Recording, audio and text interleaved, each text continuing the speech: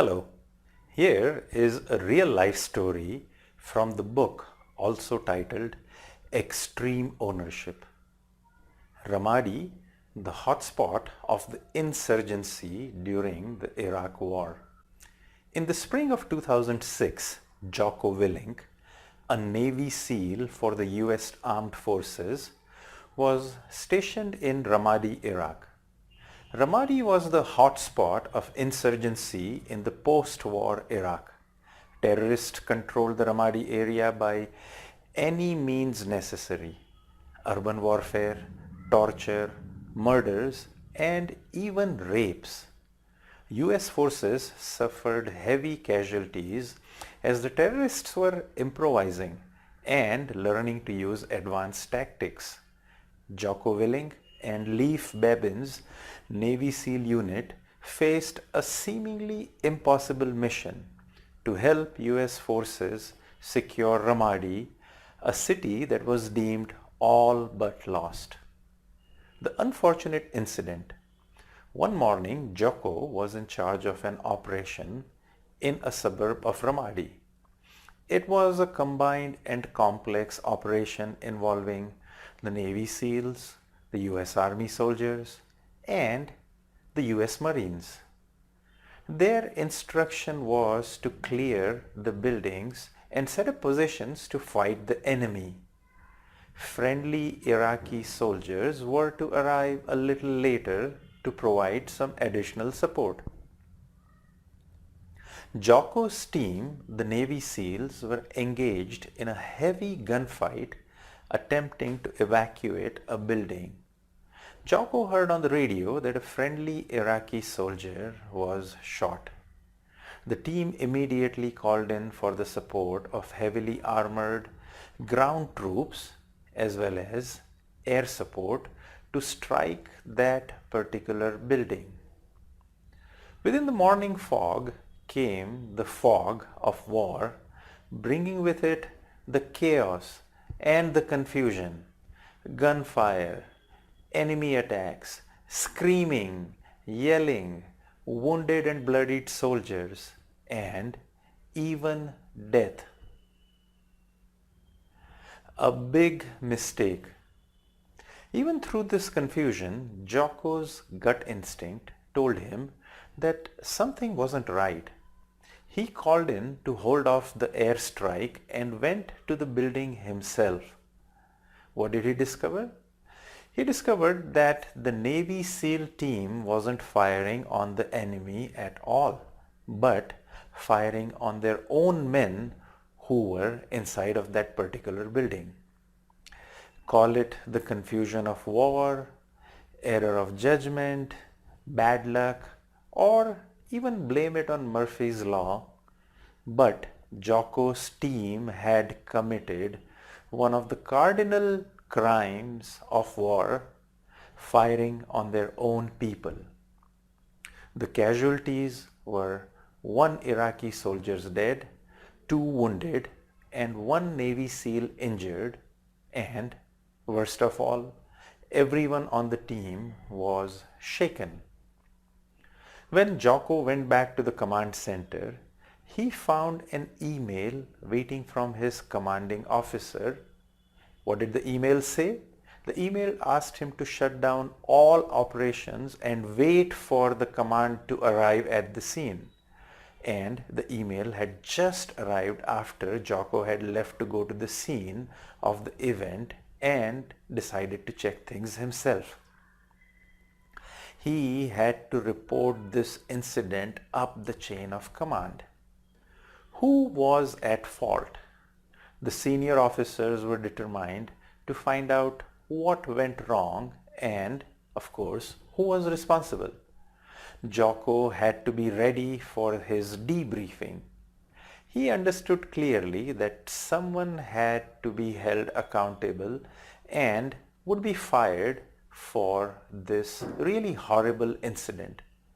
He went over the details of the terrible incident again and again to figure out what caused this really grave error, which was in the planning and execution of this mission. What did he find? he found that there was plenty of blame to go around. But he didn't feel that it was the right thing to do. He wondered what would happen to the morale of the team if he pointed fingers at some of his own team members. Well, some of those team members whose actions may have contributed to this grave incident. When he was just minutes away from the debriefing, he suddenly realized whose fault it was. He noted that there was a single person responsible for this entire mess. When he walked into the debriefing room, senior officers and his team members, including the wounded Navy SEALs, were eagerly waiting for his own answers. Jocko's commanding officers and his team members may have expected finger pointing, blame to be passed on to others. Commanding officers may have been ready to quote-unquote investigate him, and his team members may have been ready to defend their own self. Extreme ownership.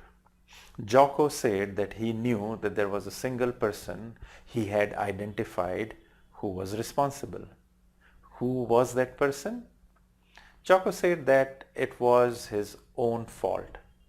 As the leader in charge of the operation, he took complete and full responsibility for the entire incident. If the seniors thought that he should be fired, well, he was ready to accept that punishment. He understood that if his team had to put things behind and bounce back to normal, there was only one way out. He had to take complete responsibility, complete and total responsibility. But when Jocko took extreme ownership and complete blame, something quite strange started to happen. Inspiring extreme ownership in others. One after another, team members raised their hands and shouted that it was their own fault. I didn't keep the Iraqi soldiers updated of our mission. Someone else said, I didn't pass the information over the radio quick enough. Another soldier replied, I didn't identify my target correctly and shot an Iraqi soldiers. Many of the team members admitted to their own role in how it may have caused things to get out of hand. Well, Jocko didn't get fired because he had taken full responsibility. The team members trusted him even more than before. Their respect for Jocko had increased. They realized that Jocko had really their back and would never dodge responsibility and would never pass the blame. When their leader took extreme ownership, the team was inspired to take ownership instead of passing on the blame. Jocko then promised to everyone that he would never let this happen ever again under his watch. He outlined a plan, new tactics, new procedures, and new training to ensure that this never happened again. Extreme ownership is a game changer in the new year 2020. What a leader does when things go wrong can either inspire ownership or instigate a culture of blame. Don't make excuses. Don't pass on the blame. Don't let your ego get the better of you. Swallow your pride. Even when there are situations and circumstances that are beyond your own control, take complete responsibility. Complete responsibility for everything. Your mistakes, your shortcomings, and the team's results. Don't we take complete responsibility for success as a leader? Why not take complete responsibility for the problems and the failures? In battle and in business as well as in life, take extreme ownership. It is a game changer. It inspires the team members to do exactly the same. Take ownership. It transforms team culture. It lights fire in people to take the performance to the next level. Extreme ownership is a leadership superpower. How do you inspire leaders in your organization to take extreme ownership? Would you like your leaders, the leaders in your organization, to become better leaders, take more responsibility, take more ownership, pass on a little less blame? We help leaders do just that, take ownership of their behaviors and outcomes through a process of feedback and feed forward using Dr. Marshall Goldsmith's stakeholder-centered coaching.